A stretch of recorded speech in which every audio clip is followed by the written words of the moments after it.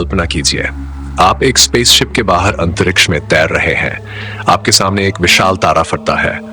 अरबों टन ऊर्जा एक भयानक एक्सप्लोजन में बाहर निकलती है। पृथ्वी पर होता तो यह धमाका हजारों किलोमीटर दूर तक सुनाई देता, लेकिन यहाँ कुछ भी नहीं।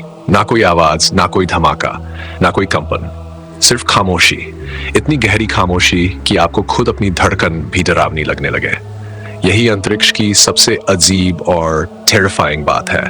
ब्रह्मांड में सबसे बड़े एक्सप्लोजन्स होते हैं, स्टार्स मरते हैं, ब्लैक होल्स टकराते हैं, गैलेक्सीज कोलाइड होती हैं, लेकिन वहां कोई आवाज नहीं सुनाई देती।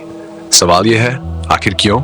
फिल्मों में तो स्पेसशिप्स के एक्सप्लोजन्स और लेजर साउंड सुनाई देते हैं, लेकिन असली अंतरिक्ष पूरी तरह साइलेंट क्यों है? और अगर वहां आवाज नहीं है तो एस्ट्रोनॉट्स एक दूसरे से बात कैसे करते हैं? इस सवाल का जवाब सिर्फ स्पेस मिस्ट्री नहीं, बल्कि साउंड और फिजिक्स की एक इनक्रेडिबल कहानी है। इमेजिन कीजिए कि आप पृथ्वी पर बैठे हैं और किसी ने आपके पास जोर से ताली बजाई। आवाज तुरंत आपके कानों तक पहुंचती है, लेकिन क्या आपने कभी सोचा है कि यह आवाज ट्रैवल कैसे करती है? असल में साउंड कोई जादू नहीं, बल्कि वाइब्रेशन है। जब आप बोलते हैं, ताली बजाते हैं या कोई एक्सप्लोजन होता है, तो आसपास की हवा के मॉलिक्यूल्स हिलने लगते हैं। वे एक दूसरे को पुश करते हैं और यही वाइब्रेशन वेव बनकर आगे बढ़ती है। फिर ये वेव आपके कान तक पहुंचती है और आपका ब्रेन उसे साउंड की तरह महसूस करता है। यानी साउंड को ट्रैवल करने के लिए किसी मीडियम की जरूरत होती है, हवा, पानी या सॉलिड चीजें। कुछ ना कुछ होना जरूरी है। अब इमेजिन कीजिए कि आप पानी के अंदर हैं। वहां आवाज हवा की तुलना में और तेजी से ट्रैवल करती है, इसलिए वेल्स हजारों किलोमीटर दूर तक कम्युनिकेशन कर सकती है।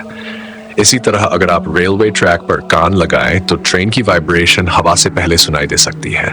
यानी साउंड हमेशा किसी मटेरियल के थ्रू ट्रैवल करती है। लेकिन अब आते हैं अंतरिक्ष पर। स्पेस को अक्सर वैक्यूम कहा जाता है।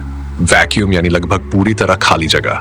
वहां ना हवा है, ना मॉलिक्यूल्स की डेंस लेयर, ना कोई ऐसा मीडियम जिसमें वाइब्रेशंस आगे बढ़ सके। यही वजह है कि वहां साउंड प्रैक्टिकली ट्रैवल नहीं कर पाती। इमेजिन कीजिए कि आप अंतरिक्ष में फ्लोटिंग हैं और आपके पास कोई दूसरा एस्ट्रोनॉट किसी चीज पर हैमर मारता है।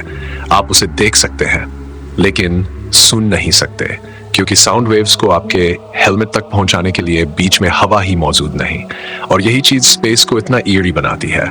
वहां विजुअल्स है, मूवमेंट है, डिस्ट्रक्शन है, लेकिन साइलेंस भी है। अब इमेजिन कीजिए कि दो स्पेसशिप्स अंतरिक्ष में लड़ रही हैं। फिल्मों में हम लाउड एक्सप्लोजन्स और इंजन रोर सुनते हैं, लेकिन रियलिटी में अगर आप बाहर से देखें तो सब कुछ साइलेंट मूवी जैसा लगेगा। सिर्फ फ्लैशेस दिखाई देंगे, कोई साउंड नहीं। और शायद यही असली अंतरिक्ष को और ज्यादा डरावना बनाता है, क्योंकि इंसानी दिमाग साइलेंस को नेचुरली अनकंफर्टेबल मानता है। पृथ्वी पर हम हमेशा किसी ना किसी आवाज से घिरे रहते हैं, हवा, बारिश, ट्रैफिक, बर्ड्स। लेकिन स्पेस में ऑलमोस्ट कंप्लीट साइलेंस है, और यही साइलेंस एस्ट्रोनॉट्स के लिए साइकोलॉजिकली स्ट्रेंज एक्सपीरियंस बन जाता है। लेकिन यहाँ एक इंटरेस्टिंग सवाल आता है, अगर स्पेस में साउंड ट्रैवल नहीं करती तो नासा एस्ट्रोनॉट्स से कम्युनिकेशन कैसे करता है? इसका जवाब है रेडियो वेव्स।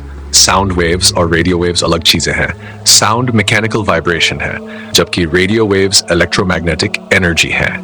उन्हें ट्रैवल करने के लिए मीडियम की जरूरत नहीं होती। यही वजह है कि रेडियो सिग्नल्स वैक्यूम में भी ट्रैवल कर सकते हैं। एस्ट्रोनॉट जब बोलते हैं तो उनका माइक्रोफोन उनकी आवाज को इलेक्ट्रॉनिक सिग्नल्स में बदल देता है। फिर वह सिग्नल रेडियो वेव्स के रूप में दूसरे एस्ट्रोनॉट या अर्थ तक भेजा जाता है। यानी टेक्निकली एस्ट्रोनॉट्स सीधे आवाज नहीं सुनते, बल्कि कन्वर्टेड सिग्नल्स सुनते हैं। अब इमेजिन कीजिए अपोलो एस्ट्रोनॉट्स चांद पर खड़े हैं। उनके आसपास कंप्लीट साइलेंस है, कोई हवा नहीं, कोई एको नहीं, कोई एम्बियंट साउंड नहीं। अगर वे हेलमेट के बिना वहां होते तो एक दूसरे की आवाज भी नहीं सुन पाते, क्योंकि चांद पर एटमॉस्फेयर लगभग नहीं है। यही वजह है कि मून लैंडिंग्स के दौरान कम्युनिकेशन सिर्फ रेडियो सिस्टम्स के जरिए पॉसिबल था। लेकिन अब कहानी और इंटरेस्टिंग हो जाती है, क्योंकि टेक्निकली स्पेस पूरी तरह एम्प्टी नहीं है। वहां कुछ जगहों पर गैस क्लाउड्स, प्लाज्मा और पार्टिकल्स मौजूद होते हैं। ऐसी कंडीशंस में वाइब्रेशंस हो सकती हैं। साइंटिस्ट ने कुछ कॉस्मिक फिनोमेना को साउंड की तरह कन्वर्ट भी किया है। उदाहरण के लिए ब्लैक होल्स और गैलेक्सी क्लस्टर्स के आसपास प्रेशर वेव्स डिटेक्ट की गई है। नासा ने इन सिग्नल्स को ह्यूमन हियरिंग रेंज में कन्वर्ट करके ऑडियो बनाया, लेकिन ध्यान रहे ये वैसी साउंड नहीं जो इंसान सीधे सुन सके। ये साइंटिफिक डेटा को ऑडियो फॉर्म में ट्रांसलेट किया गया वर्जन है। फिर भी ये फैसिनेटिंग है कि ब्रह्मांड पूरी तरह डेड साइलेंट भी नहीं, बल्कि अपनी अलगतर की इनविजिबल वाइब्रेशन से बड़ा हुआ है। अब इमेजिन की सेदूर डीप स्पेस में अकेले तैर रहे हैं। आपके सामने एक सुपरनोवा एक्सप्लोजन होता है, अरबों सूर्य जितनी एनर्जी रिलीज होती है, लेकिन आपके आसपास सिर्फ साइलेंस है। यही कंट्रास्ट स्पेस को इतना मिस्टीरियस बनाता है। पृथ्वी पर हम डिस्ट्रक्शन को साउंड से जोड़ते हैं, लेकिन अंतरिक्ष में सबसे वायलेंट इवेंट्स भी खामोशी में होते हैं।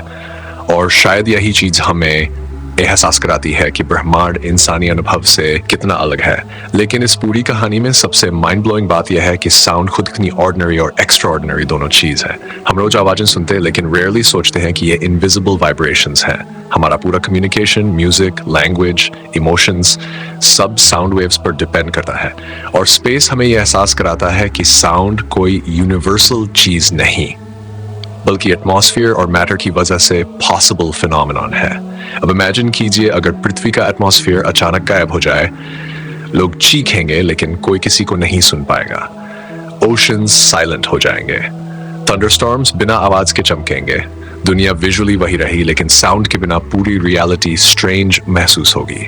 और शायद यही वजह है कि साइलेंस इतना पावरफुल होता है, क्योंकि आवाज सिर्फ इंफॉर्मेशन नहीं, बल्कि ह्यूमन एक्सपीरियंस का हिस्सा है। जब अगली बार आप हवा की आवाज सुने, बारिश की बूंदें सुने या किसी अपने की आवाज सुने, तो शायद पहली बार महसूस होगा कि ये कितनी एक्स्ट्राऑर्डिनरी चीज है, क्योंकि ब्रह्मांड के ज्यादातर हिस्से में ऐसी आवाजें एग्जिस्ट ही नहीं करती। वहां सिर्फ डार्कनेस, डिस्टेंस और साइलेंस है। और शायद यही अंतरिक्ष की सबसे हॉन्टिंग खूबसूरती है। एक ऐसा विशाल ब्रह्मांड जहां गैलेक्सीज घूम रही हैं, स्टार्स एक्सप्लोड हो रहे हैं, ब्लैक होल्स एवरीथिंग को निगल रहे हैं, लेकिन ये सब लगभग पूरी खामोशी में हो रहा है। और उसी साइलेंस के बीच पृथ्वी एक रेयर वर्ल्ड की तरह चमकती है, जहां हवा है, आवाज है, म्यूजिक है और लाइफ है।